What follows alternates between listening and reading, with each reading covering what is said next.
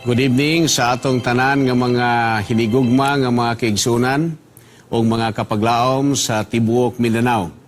O niinisan nga gabi una, magsugod na hadda sa ato nga pagtuon sa ato nga lesson. Niinig yun nga si Manaha o nindot kaya na sadni nga topic nga ato nga pagatunan. Sa dili pa kita mo padayon sa pagtuon sa ato nga lesson ng gabi una. Akong gipangumusta kamong tanan atong mga kaigsunan diha sa Zamboanga Peninsula Mission, sa ako nga pinangga nga mother dinha si Mama Gloria diha sa Labason, sa akong mga sisters, mga relatives, kumusta kamo dinha.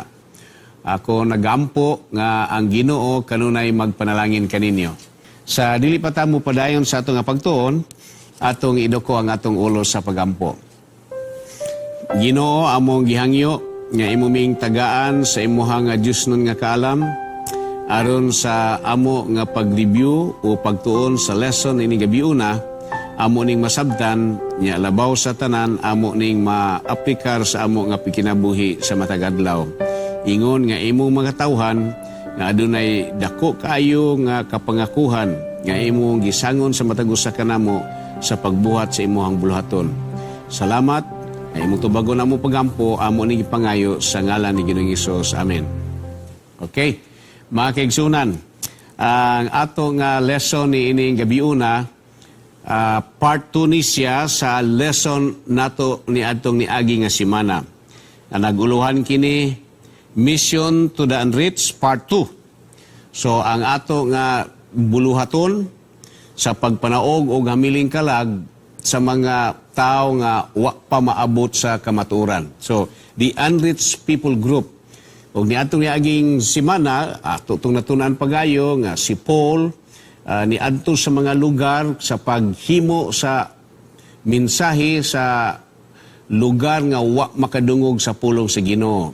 At nakita niya mga approaches dito, giunsa niya pagpaagi nga nakakonek siya sa mga believers o sa mga tao dito nga nahimo nga mga believers. So, apan ini nga si Manaha, Mission to the Unreached Part 2. Ang ato nasad nga focus nini, adunay gamay nga pag-focus sa mga lugar nga si Ginoong Hesus Gyud mismo ang naghimo og ministeryo sa pagkabot ni ini mga lugara. Sa mga lugar nga unreached gihapon. Because we know nga si Jesus, nagsugod siya ang ministry, ug uban siya ang mga disciples, o si Jesus, iyang gi-expose ang iyahang mga disciples sa paghimo sa foreign ministry. But before that, atong tanaaw dinhi, ang ato nga key-text, nga makita nato sa Matthew chapter 15 verse 28. Then Jesus answered and said to her, O woman, great is your faith. Let it be to you as you desire. And her daughter was healed from that very hour. Kung atong tanaw na ang context na ini nga mao nga teksto, atong masabtan nga nay usa ka Canaanite woman nga miadto kang Jesus o nangayo siya og tabang kang Jesus nga unta ang iyang anak nga giposes og masakiton. I think gipusis man siguro ni sa devil spirit nga maayo in taon ang iyang anak. Then, the response of Jesus, murag wala rin niya tagda. Niya, sige yun ni sunod-sunod ning mao nga Canaanite woman. Uningon pa gani mo disciples nga abugo na lang nato ni. Then, atong makita din sa mao nga story, nga eventually, si Jesus natandog ni ining maong bayhana, kay bisan giabog, bisan giingnan pa ni Jesus nga dili angayan sa usa ka Canaanite nga babae nga sama kaniya nga makakaon og tinapay gikan sa lamisa sa sa lamisa sa usa ka katawhan si Ginoo. Pero ang maong babae grabe gyud kayo ang iyahang pagduol ni Ginoong Hesus nga bisan murag insulto, mura og sakit siguro paminaw, I don't know how it was said. Pero mga kaigsuunan, kining maong babae, wa gyud mi atras. O gunya, miingon si Jesus, ang imo nga pagtuo, ang imo nga handom, ihatag kini nimo. And her daughter was healed from that very hour. So this is an example, mga igsoon, nga si Jesus is not only ministering to the chosen people of God, even the Canaanites, as an example, din sa ato karon nga kitex, even the Canaanites, nga iyang gihatagan o kaayuhan, iyang request, gihatag alang sa kaayuhan sa iyang anak. And this will open our mind, nga ang ministry ni Jesus is not only to the people of Israel, it's not only to the chosen people, but to humanity. O ato nga makita diri sa ato nga pagtuon, nga Jesus is extending His message, His work of salvation, not only to the house of Israel, but also to mga katawhan sa tibuok nga kalibutan. Now, let us not forget, mga igsoon, nga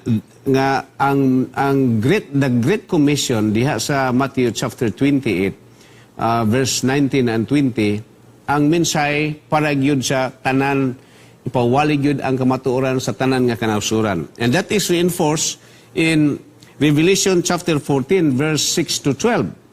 Nga the three angels' message, o ang first angel message mo gyud ang iwali ang everlasting gospel sa tanan nga kanasuran. So dinhi nato makita nga ang message is not only confined to a group of people, salvation is not only confined to a group of people, but to all humanity. Back to Genesis chapter 3 verse 9. So diha nga ang tao nahulog sa pagpakasala, ang nahitabo, ang Ginoo nangita ni Adan og ni Iba dito sa tanaman sa Eden. So God was seeking the lost in the book of Genesis, sa diha nga ang tao nahulog diha sa pagpakasala. And the same og sa maog hapon nga pamaagi, ang pagpangita sa mga kalag nga nawala sa tibuok nga kalibutan, maog gihapon ang dako nga katuyuan sa atong Ginoo nga gisangon niya sa iglesia. So as a Seventh-day Adventist Church, member sa iglesia, doon na kita'y dako kayong misyon sa pagpangita sa mga katawhan nga nangawala. Muna nga, niani ang dako nato nga misyon. Ang ato nga misyon naguluhan, mission to the unreached. Sa ato nga lesson karon, mission to the unreached. Sa ato pa, kabuoton yun ning mga tawhana. Dili lang kay pili-pili lang ang ato nga mensahean. Bisan pag-unsa nga istrata siya sa kinabuhi nga naa siya karon diha, ato yung kabuoton, mapobre siya, madato unsa iyang rasa, kabuoton gyud nato ni may nigugma ko makaigsunan, because God is seeking the lost, og ang mensahe ikabut gyud, ipaabot gyud, kabuoton gyud nato ang tanan nga mga katawhan. But this particular study that we have for this week, na-focus ni siya about reaching ang mga tao diha sa syudad.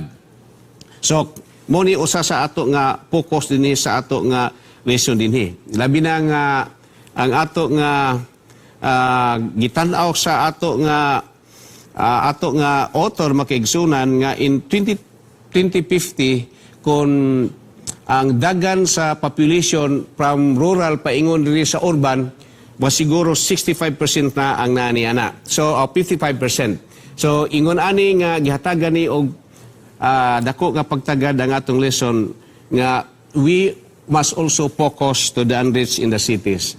And this evening, I'm not alone. I'm very happy nga naatay kauban karon sa ato nga Zoom.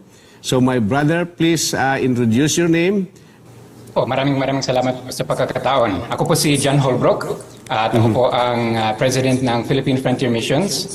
So nandito po ako mula 1994, nagmisyon mostly sa mga mangyan at ngayon sa siyudad na rin po. Yes, thank you, Brother John. And I'm happy to have you in our lesson study this evening. Unya, I'm happy na you can speak in our national language, the Tagalog. So can you tell us a little bit on your ministry to the Mangyan, just before we go with our lesson? Yes, opo. Dumating po kami ng 1994 at nung dumating kami, ang mga mangyan sa panahon na yon ay wala pang mga Christians. May mga iba't ibang grupo na nagtry na mag-mission sa kanila pero hindi talaga tumalab ng pang long term. Meron ilang mga pansamantala lang na pumasok para sa mga pamigay tapos nawala. Ang mission po namin doon ay long term para makuha talaga yung kanilang loob, yung kanilang trust, matindi ang kanilang distrust sa mga outsiders. At sa awa ng Panginoon, may na-plant na church doon. Pero ang philosophy po namin sa PFM, sa Philippine Frontier Missions, ay hindi lang hanggang sa baptism or church planting, kundi i-train sila na ipatuloy ang gawain. So sa ngayon, sa awa ng Panginoon, ang mga churches na na-plant namin at ang mga leaders na na-train namin, ay hanggang ngayon nagmumultiply pa rin. Umabot hanggang 45 churches with more than 2,700 mga baptized believers doon dahil patuloy pa rin ang kanilang paglalago. So ngayon, nandito na po ako sa office ng PFM at dinadala ko rin itong mission strategies sa iba't ibang lugar, hindi lang sa bundok, sa lugar ng mga mangyan, kundi pati na rin sa siyudad at sa iba't ibang parte ng Pilipinas. Oh, thank you very much, Brother Jan. So, are you a minister also, or din pastor, Brother Jan? Nag-aral po ako ng theology sa Southern Adventist University, pero ako po ay nasa Philippine Frontier Missions ngayon. Oh, thank you very much. Sanay talaga kayong magsalita ng Tagalog. Mas sanay pa kayo sa akin. We are very happy for the work that you have done in the Mangyan people. And now that you are in the Frontier Mission, we really appreciate it very much. And I hear that you are doing great in that work. And yes, that is also the mission to the unreached people group, the Mangyan people. And you did it very well and with the group. What can you say about with just a few understanding that you can share about our lesson, the mission to the unreached people? Yeah, kagaya po ng binanggit nyo, ang population ng mundo ngayon ay more than half. More than 50% na ay urban. May estimate na 55%, may estimate na 56%, depende sa agency na tatanungin. Pero malinaw na ang karamihan mga unreached people sa mundo natin ngayon ay nasa siyudad. Classically, traditionally, ang isip natin yung mga unreached ay nasa kabundukan. At yun usually ang tingin actually ng mga tao sa Philippine Frontier Missions ay puro sa kabundukan. Pero sa kasalukuyan, mostly actually ang mga unreached ay sa mga siyudad. So with more than 7,000 unreached people groups, more than 3.4 billion na mga unreached in the world, na mga taong wala talagang alam tungkol kay Kristo, ang karamihan mga ito ay nasa siyudad. So kagaya rin ng nakikita natin sa lesson at sa kwento natin, talaga ang tawag ng Panginoon sa atin ay hindi lang sa kabundukan magmisyon, kundi sa mga siyudad kung saan hindi pa talaga nila kilala si Jesus. Yes, that's very true. Mga kapatid, mga kaigsunan, dako jud kayo ang challenge nato sa ministry dinhi sa syudad. Sa mga kabukiran, naatay mga mission gihapon dito sa mga kabukiran, but we should not neglect sa ato nga ministry para dinhi sa city. Of course, there are challenges. Even si Jonah nga gisugo ni sa Ginoo to go to Nineveh aron nga maghimo sa mensahe, si Jonah milakaw o sibat unta muadto unta dito sa Tarsus, pero eventually there was God's intervention, so nakaadto gihapon siya dito sa Tarsus. So imong makita dinhi nga ang buhat para sa city usahay ma-neglect for so many reason. Sama sad siguro ni John, but Jesus has given us an example nga siya mismo miadto sa mga lugar diha palibot sa Israel nga naghimo siya og missionary work with the disciples. Brother John, can you share with us what are your ideas why Jesus should go beyond the region doing some ministry with his disciples? Yes po, kasi ang ministry ni Jesus, malimit na iniisip natin ang ministry ni Jesus ay primarily na preaching at mismong pag-aakay ng mga tao. Ginawa niya po yun. Really, ang focus niya ay discipleship. Ang focus niya ay tinirain niya ang 12 alagad na sila ang magpatuloy ng discipleship process in the future and in other places. So, kahit mostly ang training na yun ay nangyari sa Israel dahil taga roon sila at doon nga ang mga prophecy, pero alam ni Jesus na aabot talaga ito sa buong mundo, hindi lang doon sa bansang Israel. Kaya itong kwento na ito ay parang practicum ng mga alagad. Dinala talaga mga alagad doon sa isang siyudad sa labas ng Israel upang makita nila kung gaano kalaki ang need doon sa labas at kung paano si Jesus ay may pag-ibig rin sa mga taong nasa labas ng kanilang bansa at pero hindi pa rin nakakilala sa Kanya. So, very good, very good. Salamat, Brother Jan. Ato makita din hima kaigsunan nga si Jesus iyang gidala niya yung mga disciples paingon dito sa diri paingon sa mga borders gawa sa Jerusalem or gawa sa Israel. Diri ato makita some implications nga ako masabtan din that mission has no border. Walay border, wala bay kanang diri ra ko taman ani sa ako nga mission. Ang ato nga mission should go as far as we can. More ganyan ang ato nga church, ang ato nga mission is global ang ato nga mission. Bisag asa nga doon na tayo opportunity nga makaadto sa pagbuhat sa mission. Sa mga lugar nga walay mga katauhan nga nakaila ni Ginoong Hesus, we deliver the mission. So, no border for mission. Walay utlanan. Nga maingon ka nga, diri ra gyud ko taman magbinsahe. Diri ra gyud ko taman. No, ang ato nga mission should be beyond, should go beyond the region, should go beyond any places nga pwede nato nga maadto. And this to tells us also, nagsulti po ni nato ni, tungod kay ang kaluwasan para manggod sa mga tao, para manggod sa tanan. So muna nga, there is no border, walay sukod, o asa na kataman magwali, kundi you can go as far as you can, asa taman ng imong influence, because salvation is for all people. And thirdly, ako nakita din Jesus, iyang gitrain ang iyang mga disciples to do foreign mission. And we have that very good example. We have Brother Jan, the president or the rector of the Frontier Mission, who is going beyond his mission, going beyond his country, going to the Philippines to do the Frontier Mission. So, how do you do your work, Brother Jan, in the Frontier Missions? So we can learn. Yeah. So it's actually connected ito sa lesson nating last week tungkol sa pag-aaral. Importante, bago tayo magturo, pag-aaralan natin muna ang kanila. Isa actually sa nakakita namin sa aming study ng urban missions ay ang pinaka-successful na urban missions kaysa diretso na lang mangaral in the traditional way kung paano rin natin ginagawa sa kabundukan, mag-aral muna, pag-aralan ang kanilang culture, ang kanilang ways, kahit lahat tayo ay mga Pilipino, pero may iba't ibang groups, may iba't ibang kaugalian.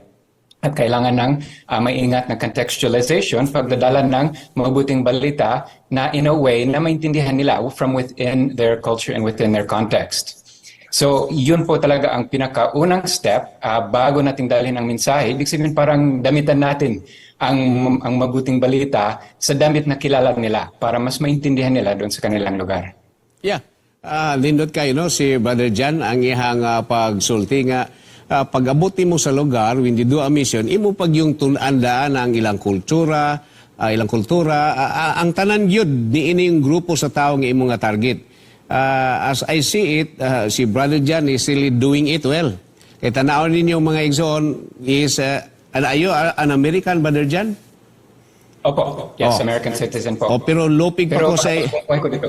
Pero lupig pa ko siya ang tinagalog mga kaigsunan. You see? While I am using my Americana, he is using Tagalog, barong Tagalog mga kaigsunan. So, he is trying to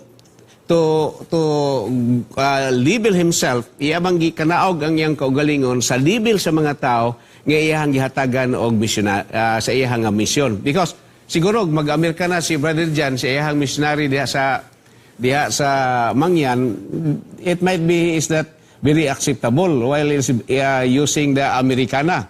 But now with the barong Tagalog and maybe to the traditional attire of the Mangyan, mahimo siyang acceptable kaayo sa mga tao nga tua didto nga naghimo siya og usa ka missionary work. So, di na ito makita magkaigsunan nga the planning is very important.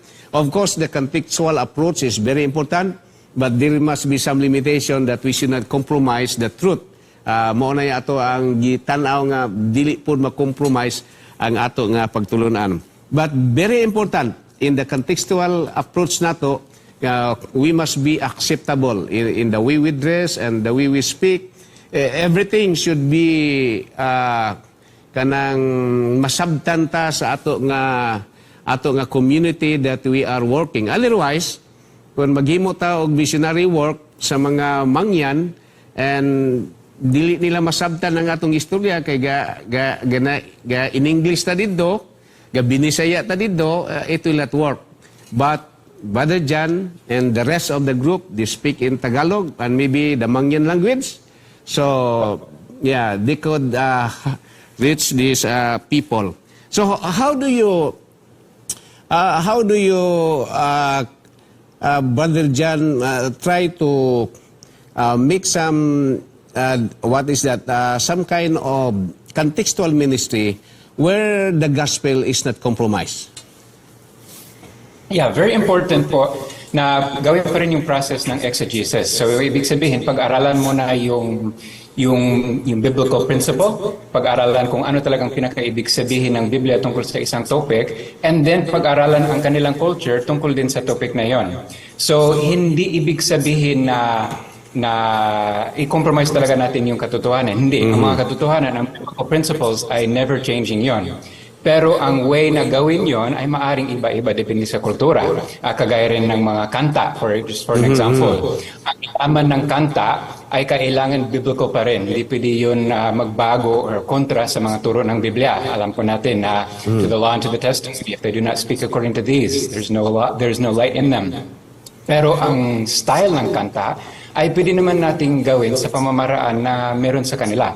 Ganon din sa pamamaraan ng pagtuturo. Maaring hindi sila comfortable sa semento at yero na bahay. Actually, para sa mga mangyan, feeling nila malamig yun. Hindi sila comfortable doon. So maaring mas gusto nila sa isang simbahan na yari sa buho, yari sa kawayan, kugo ng atip, or maaring ng isang puno, mga ganon. So, ganon ang klaseng contextualization na gawin. Pero yung mga biblical principles ay hindi po pwedeng babaguhin yan. Okay. Nindot kayo magkaigsunan nga ang ato nga ministry pahaom gyud nato ug unsa ang nahitabo diha sa community, unsa ang mga practices. Pero ang ato nga pagtulunan, the gospel should not compromise. Mula gina dili yun nato i-compromise. Now, Brother John, how it is important to learn the local language of the people in doing your mission? Napakahalaga po talaga.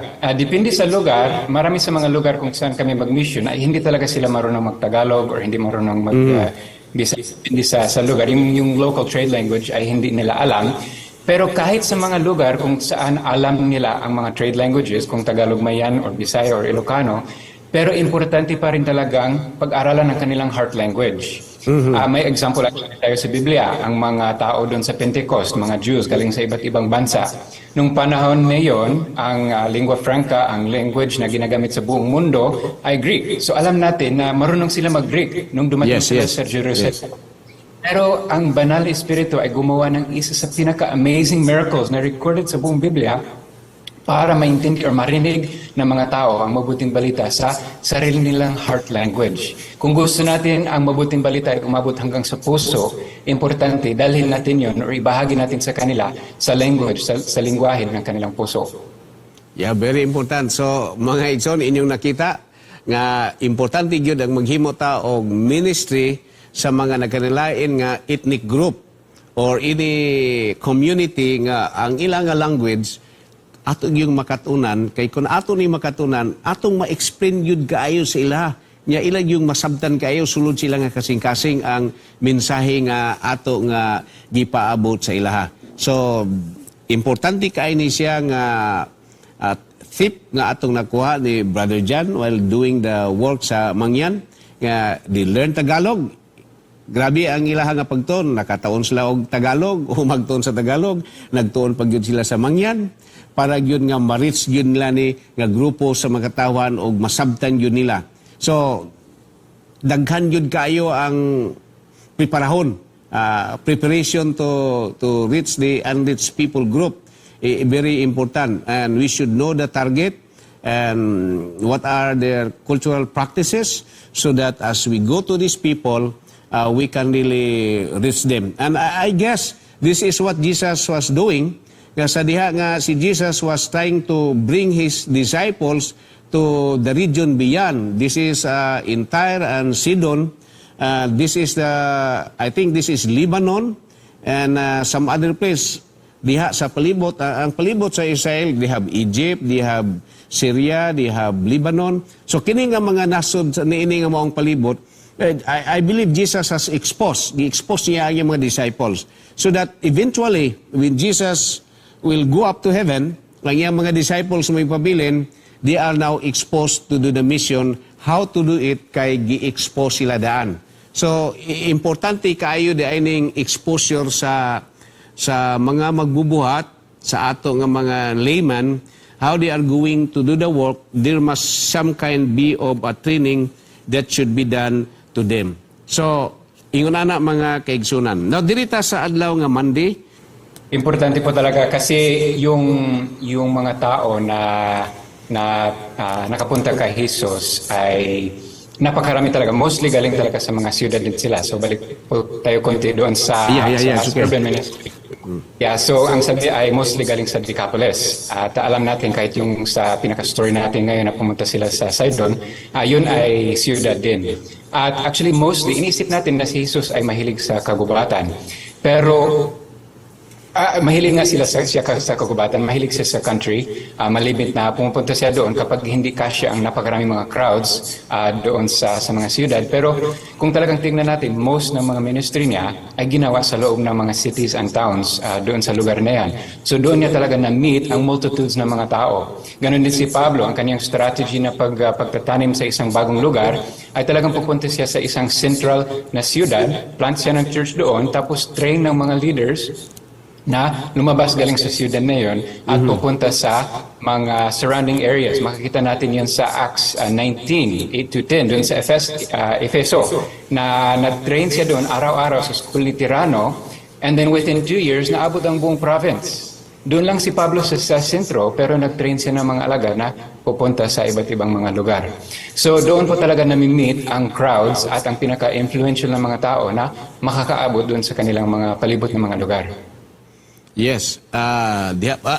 So dinhi may igsoon nindot no, there must be a kind of training kay kun walay training siguro sa pareha sa atong nga gibuhat diri sa ato diri sa Mindanao nga doon na tayo mga laiko nga gi-training, doon na tayo mga kaigsunan nga gi-training how to give Bible studies aron nga ma-disseminate ni sila sa daghan nga mga lugar o niya maabot ang mensahe ni ining mga katawan kay kun usa lang yun katao ang maghimo sa misyon, maigsunan, mga matay tang tanan, dili na to makabot ang ato nga katuyuan, ang task sa Ginoo sa to ang mo reach out sa tibuok nga kanasuran. So this is in line with the program of the church of the in DRIAL, no? Natay integrated evangelism lifestyle. So every unya natay gitawag og total TMI, total member involvement. Nga ang tanan yun nga members sa church will participate. Kay dako kayo ang buhat. Example, diri lang sa siyudad sa Cagayan or sa Davao Baka or sa Manila Baka. How many only Adventist members sa church? Gamay ra kayo. So the church must be mobilized, the church must be trained aron nga maghimo ta og missionary outreach and we can reach all these people.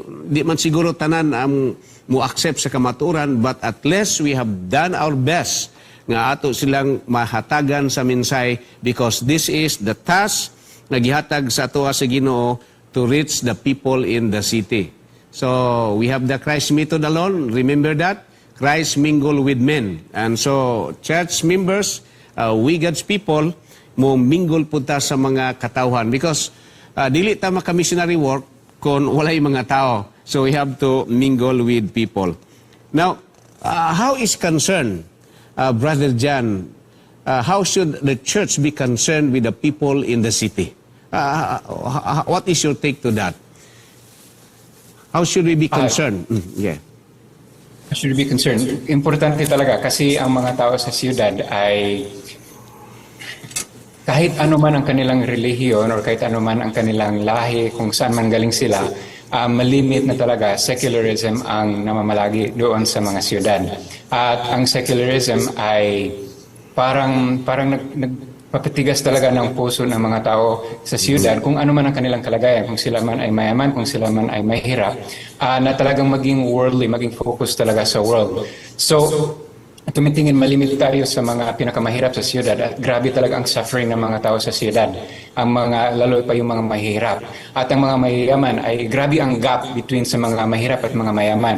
Pero kung saan tayo sa high, sa maliit na middle class or sa malaking mga taong grupong ng mga mahirap, matindi talaga ang puso ni Jesus sa mga taong nagsasuffer at na sila ay jaded or sila ay parang na lumibang na ang kanilang puso dahil sa secularism. So, grabe talaga ang tingin ng Panginoon sa mga crowds doon sa siyudad.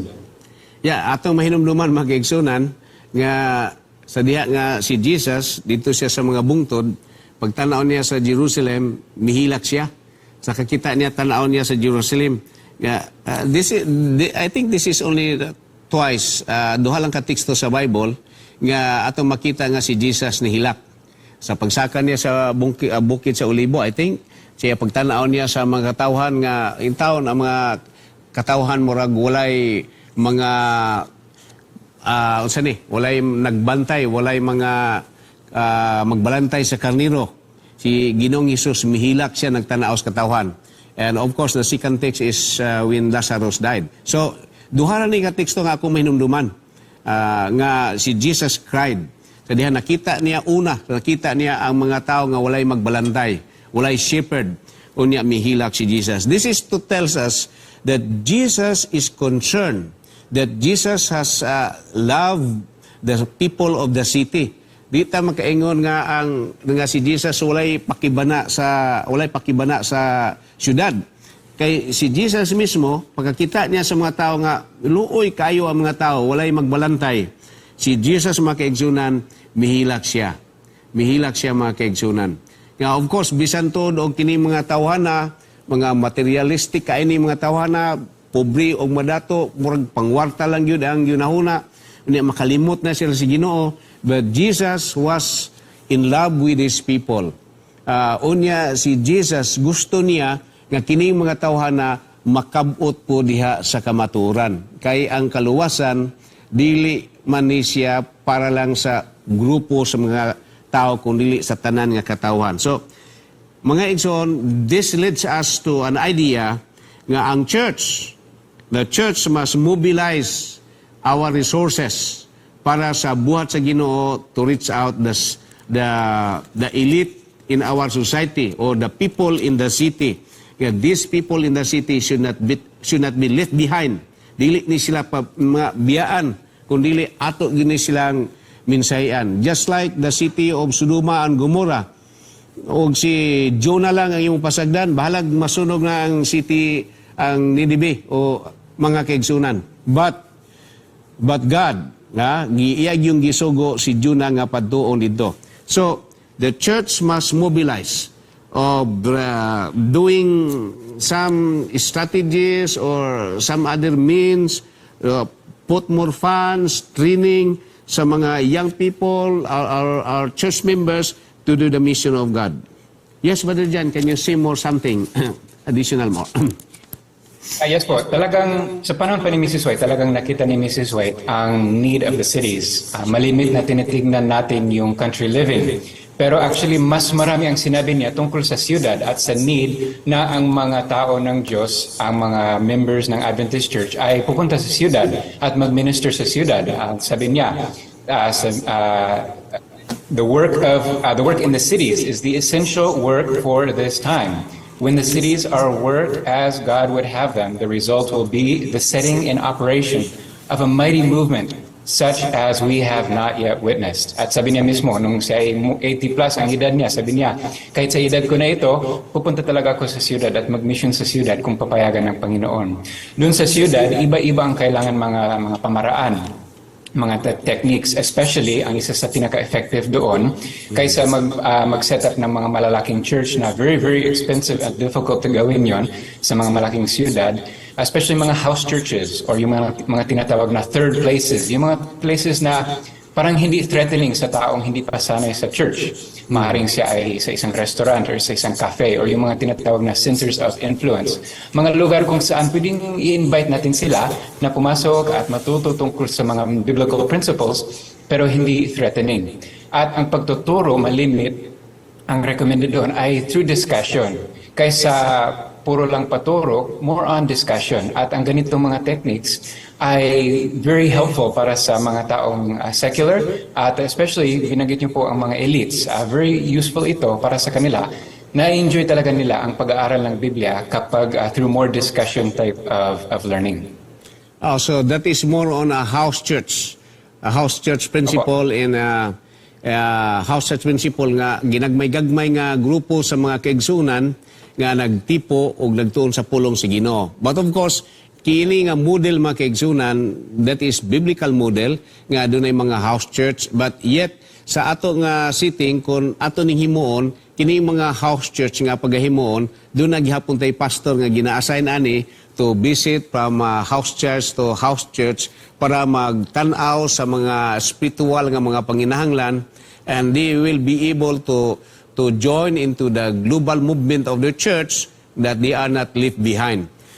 Yes, mga kaigsunan, small churches actually very ideal from maybe 70 to 100, 150 or even 200 kay kini nga mga grupo sa mga brethren, dali kay nimo mabubilize.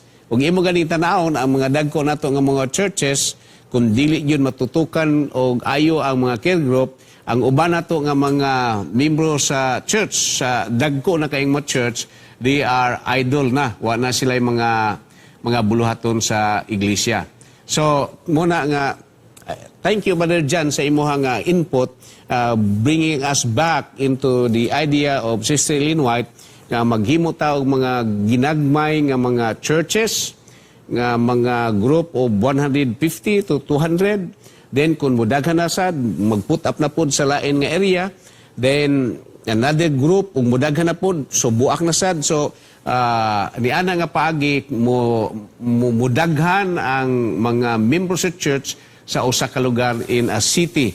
Sa usa ka lugar mga kaigsunan sama sa syudad. So that is a very good fifth mga kaigsunan, nga idea nga nahatag ni Brother Jan kanato in doing the ministry of God in the city. Of course, another important idea mga kaigsunan nga atong hatagan og pamalandong about the city evangelism is that dili ta mag-prejudice sa mga tao diri sa syudad. Dili ta mag-tanaw nga mga materialistic kay ni sila or mga kalibutanon baka kaini sila. Brethren, they are in need of God, in need of Christ, na kinahanglan sila og kaluwasan. And these people, kung ato ni silang mahatagan sa pagtuon sa pulong sa Ginoo, mga kaigsunan, these people, makaalagad sila sa Ginoo, mahimo pa silang dako kayo nga asset sa church. Kay kini mga tawhana, uban kanila dunay mga resources, o ang ilang mga resources ilang matabang sa buluhaton sa Ginoo. Kay sa ato nga panahon, sa dili pa mo balik ang Ginoo, nagkinahanglan tagdako nga resources, and these people, they have the resources, unya magamit ni sa dako kayo nga buluhaton sa Ginoo. So another important nga point ako nakita din himo kaigsunan, nga gawas nga dili ta mag-prejudice alang niini mga tawhana, we should love these people. We should love these people. Dili ta maghatag og indifferent ini mga tawhana. Love these people, reach these people, nga kabuton gyud nato diha sila sa kaluwasan. Because this is our challenge. Ang city evangelism, this is our challenge nga atong kabuton. Kay kini diri nga mga tao nga ni sa syudad perti kadaghan kaayo makaigsunan. Halos na nag-influx na ang mga tao paingon rin sa syudad. And we must do something. We must do something to reach these people wherever o unsa ang ilang estado diha sa kinabuhi. Brother Jan, can you tell us more about this our lesson this evening, seeking the multitude? And I guess we are now limited of time, but you can speak further so we can wrap up later on. Isa sa mga turo sa akin ng isa sa mga professor ko doon sa Urban Mission Studies ay sabi niya, alin po ang mas mahal ni Jesus, ang mga puno o ang mga tao? So, ang ibig niyang sabihin doon ay sa kagubatan, napakaganda talaga at napakarami mga puno. At mahal talaga ni Jesus ang mga puno. Pero ang talagang pinakapuso ni Jesus ay simpre ang kanyang mga anak, ang mga tao mismo. Yes. At sa ayon sa nakikita natin mga statistics, ang mga tao ay nasa siyudad. Ang mga multitudes ay nasa siyudad. Ang mga taong nangangailangan kay Jesus ay nasa siyudad. So, importante po talaga na gaya ng ibinagid niyo po, na ilagay po natin ang ating resources, ilagay po natin ang ating focus sa pag-mission sa mga taong unreached, sa mga taong hindi pa nakakilala kay Jesus, kung saan man sila.